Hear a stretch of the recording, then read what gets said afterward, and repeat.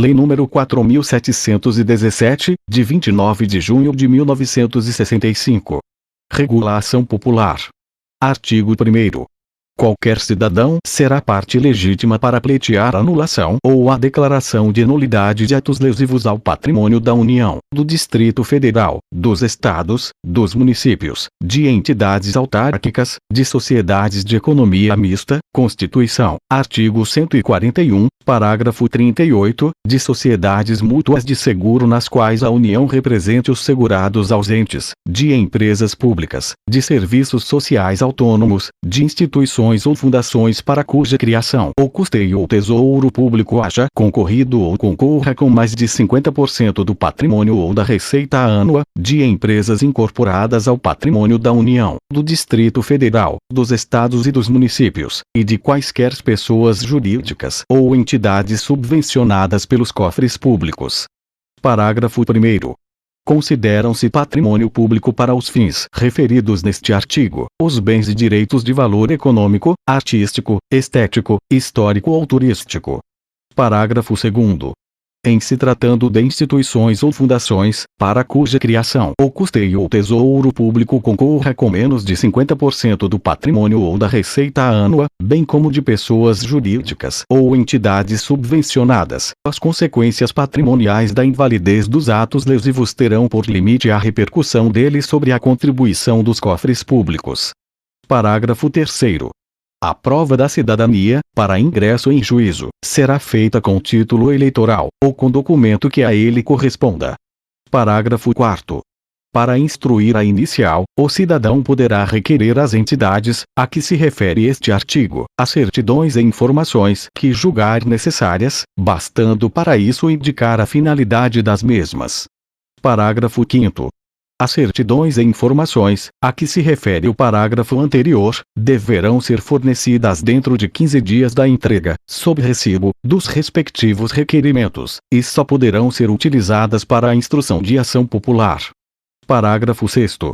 Somente nos casos em que o interesse público, devidamente justificado, impuser sigilo, poderá ser negada a certidão ou informação. Parágrafo 7º. Ocorrendo a hipótese do parágrafo anterior, a ação poderá ser proposta desacompanhada das certidões ou informações negadas, cabendo ao juiz, após apreciar os motivos do indeferimento, e salvo em se tratando de razão de segurança nacional, requisitar umas e outras. Feita a requisição, o processo ocorrerá em segredo de justiça, que cessará com trânsito em julgado de sentença condenatória. Artigo 2º. São nulos os atos lesivos ao patrimônio das entidades mencionadas no artigo anterior, nos casos de a. Incompetência, b. Vício de forma, c. Ilegalidade do objeto, d. Inexistência dos motivos, e. Desvio de finalidade. Parágrafo único. Para a conceituação dos casos de nulidade, observar-se-ão as seguintes normas. Alínea A. A incompetência fica caracterizada quando o ato não se incluir nas atribuições legais do agente que o praticou. Alínea B. O vício de forma consiste na omissão ou na observância incompleta ou irregular de formalidades indispensáveis à existência ou seriedade do ato. Alínea C. A ilegalidade do objeto ocorre quando o resultado do ato importa em violação de lei, regulamento ou outro ato normativo. Alínea D. A inexistência dos motivos se verifica quando a matéria de fato ou de direito, em que se fundamenta o ato, é materialmente inexistente ou juridicamente inadequada ao resultado obtido. Alínea E. O desvio de finalidade se verifica quando o agente pratica o ato visando a fim diverso daquele previsto, explícita ou implicitamente, na regra de competência. Artigo 3º. Os atos lesivos ao patrimônio das pessoas de direito público ou privado, ou das entidades mencionadas no artigo 1º, cujos vícios não se compreendam nas especificações do artigo anterior, serão anuláveis, segundo as prescrições legais, enquanto compatíveis com a natureza deles. Artigo 4º. São também nulos os seguintes atos ou contratos, praticados ou celebrados por quaisquer das pessoas ou entidades referidas no artigo 1º. Inciso 1. A admissão ao serviço público remunerado, com desobediência, quanto às condições de habilitação, das normas legais, regulamentares ou constantes de instruções gerais. Inciso 2. A operação bancária ou de crédito real, quando a. for realizada com desobediência a normas legais, regulamentares, estatutárias, regimentais ou internas. B. O valor real do bem dado em hipoteca ou penhor for inferior ao constante de escritura, contrato ou avaliação. Inciso 3. A empreitada, a tarefa e a concessão do serviço público, quando a. o respectivo contrato houver sido celebrado sem prévia concorrência pública ou administrativa, sem que essa condição seja estabelecida em lei, regulamento ou norma geral. B. No edital de concorrência forem incluídas cláusulas ou condições que comprometam o seu caráter competitivo. C. A concorrência administrativa for processada em condições que impliquem na limitação das possibilidades normais de competição. Inciso 4. As modificações ou vantagens, inclusive prorrogações que forem admitidas, em favor do adjudicatário, durante a execução dos contratos de empreitada, tarefa e concessão de serviço público, sem que estejam previstas em lei ou nos respectivos instrumentos.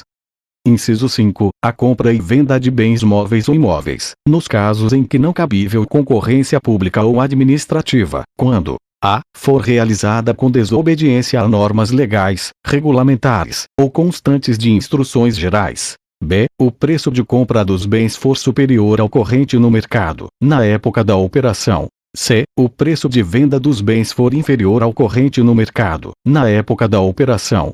Inciso 6. A concessão de licença de exportação ou importação, qualquer que seja a sua modalidade, quando a. houver sido praticada com violação das normas legais e regulamentares ou de instruções e ordens de serviço. B. Resultar em exceção ou privilégio, em favor de exportador ou importador. Inciso 7. A operação de redesconto quando sob qualquer aspecto, inclusive o limite de valor, desobedecer a normas legais, regulamentares ou constantes de instruções gerais. Inciso 8. O empréstimo concedido pelo Banco Central da República, quando a. concedido com desobediência de quaisquer normas legais, regulamentares, regimentais ou constantes de instruções gerais. B. O valor dos bens dados em garantia, na época da operação, for inferior ao da avaliação. Inciso 9. A emissão, quando efetuada sem observância das normas constitucionais, legais e regulamentadoras que regem a espécie. Da competência. Artigo 5º. Conforme a origem do ato impugnado, é competente para conhecer da ação, processá-la e julgá-la o juiz que, de acordo com a organização judiciária de cada Estado, ou for para as causas que interessem à União, ao Distrito Federal, ao Estado ou ao município. Parágrafo 1º. Para fins de competência, equiparam-se atos da União, do Distrito Federal, do Estado ou dos municípios os atos das pessoas criadas ou mantidas por essas pessoas jurídicas de direito público, bem como os atos das sociedades de que elas sejam acionistas e os das pessoas ou entidades por elas subvencionadas ou em relação às quais tenham interesse patrimonial. Parágrafo 2º. Quando o pleito interessar simultaneamente à União e a qualquer outra pessoa ou entidade, será competente o juiz das causas da União, se houver. Quando interessar simultaneamente ao Estado e ao município, será competente o juiz das causas do Estado, se houver. Parágrafo 3º. A propositura da ação prevenirá a jurisdição do juízo para todas as ações, que forem posteriormente intentadas contra as mesmas partes e sob os mesmos fundamentos. Parágrafo 4º. Na defesa do patrimônio público caberá a suspensão liminar do ato lesivo impugnado. Dos sujeitos passivos da ação e dos assistentes. Artigo 6º. A ação será proposta contra as pessoas públicas ou privadas e as entidades referidas no artigo 1º, contra as autoridades, funcionários ou administradores que houverem autorizado, aprovado, ratificado ou praticado o ato impugnado, ou que, por omissas, tiverem dado oportunidade à lesão, e contra os beneficiários diretos do mesmo. Parágrafo 1º. Se não houver benefício direto do ato lesivo, ou se for ele indeterminado ou desconhecido, a ação será proposta somente contra as outras pessoas indicadas neste artigo. Parágrafo 2º. No caso de que trata o inciso 2, item B, do artigo 4º, quando o valor real do bem for inferior ao da avaliação, citar-se-ão como réus, além das pessoas públicas ou privadas e entidades referidas no artigo 1º, apenas os responsáveis pela avaliação inexata e os beneficiários da mesma. Parágrafo 3º. A pessoas jurídica de direito público ou de direito privado, cujo ato seja objeto de impugnação, poderá abster-se de contestar o pedido, ou poderá atuar ao lado do autor, desde que isso se afigure útil ao interesse público, a juízo do respectivo representante legal ou dirigente. Parágrafo 4º. O Ministério Público acompanhará a ação, cabendo-lhe apressar a produção da prova e promover a responsabilidade, civil ou criminal, dos que nela incidirem, sendo-lhe vedado, em qualquer hipótese, assumir a defesa do ato impugnado ou dos seus autores. Parágrafo 5º. É facultado a qualquer cidadão habilitar-se como litisconsorte ou assistente do autor da ação popular. Do processo. Artigo 7º.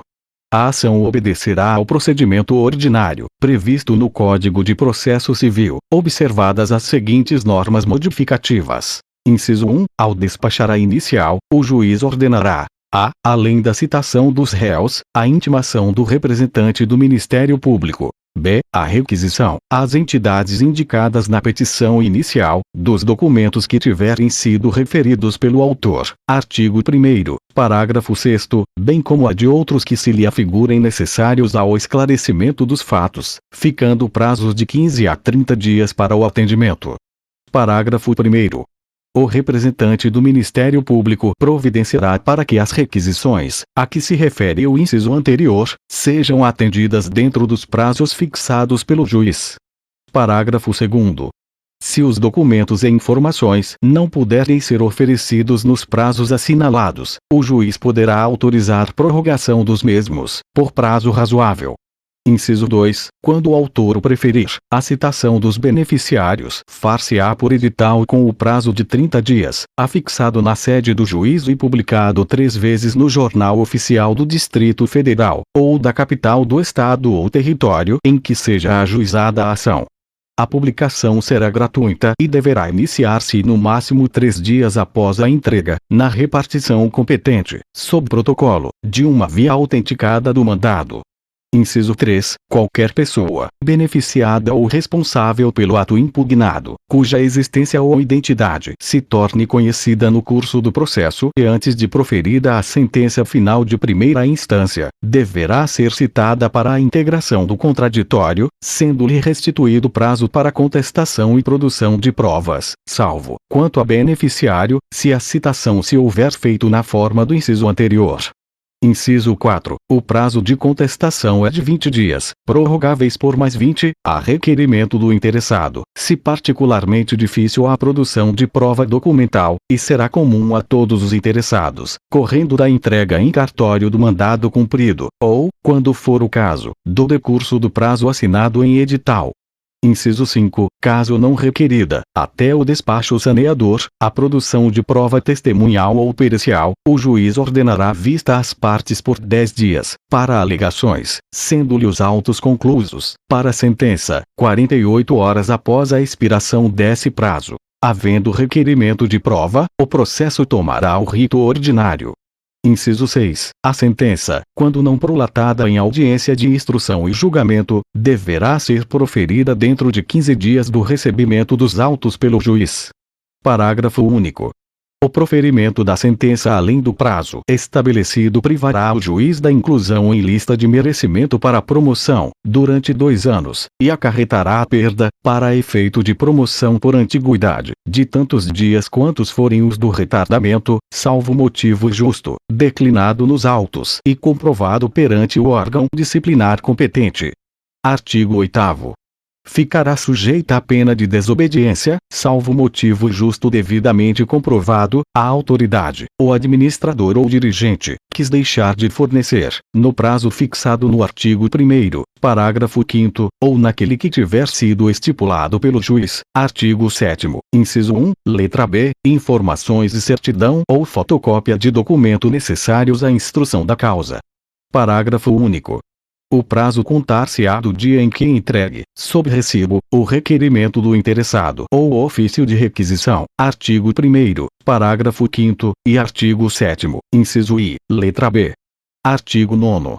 Se o autor desistir da ação ou der motivo à absolvição da instância, serão publicados editais nos prazos e condições previstos no artigo 7º, inciso 2, ficando assegurado a qualquer cidadão, bem como ao representante do Ministério Público, dentro do prazo de 90 dias da última publicação feita, promover o prosseguimento da ação. Artigo 10. As partes só pagarão custas e preparo à final. Artigo 11. A sentença que, julgando procedente a ação popular, decretar a invalidade do ato impugnado, condenará ao pagamento de perdas e danos os responsáveis pela sua prática e os beneficiários dele, ressalvada a ação regressiva contra os funcionários causadores de dano, quando incorrerem em culpa. Artigo 12. A sentença incluirá sempre, na condenação dos réus, o pagamento, ao autor, das custas e demais despesas, judiciais e extrajudiciais, diretamente relacionadas com a ação e comprovadas, bem como o dos honorários de advogado. Artigo 13. A sentença que, apreciando o fundamento de direito do pedido, julgar a lide manifestamente temerária, condenará o autor ao pagamento do décuplo das custas. Artigo 14. Se o valor da lesão ficar provado no curso da causa, será indicado na sentença. Se depender de avaliação ou perícia, será apurado na execução. Parágrafo 1º. Quando a lesão resultar da falta ou isenção de qualquer pagamento, a condenação imporá o pagamento devido, com acréscimo de juros de mora e multa legal ou contratual, se houver. Parágrafo 2º. Quando a lesão resultar da execução fraudulenta, simulada ou irreal de contratos, a condenação versará sobre a reposição do débito, com juros de mora. Parágrafo 3º. Quando o réu condenado perceber dos cofres públicos, a execução far-se-á por desconto em folha até o integral ressarcimento do dano causado, se assim mais convier ao interesse público. Parágrafo 4º. A parte condenada a restituir bens ou valores ficará sujeita a sequestro e penhora, desde a prolação da sentença condenatória. Artigo 15.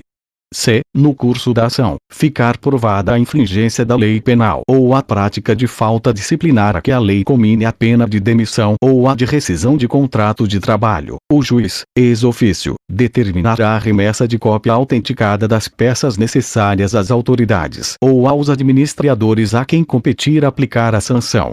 Artigo 16. Caso decorridos 60 dias da publicação da sentença condenatória de segunda instância, sem que o autor ou terceiro promova a respectiva execução, o representante do Ministério Público a promoverá nos 30 dias seguintes, sob pena de falta grave.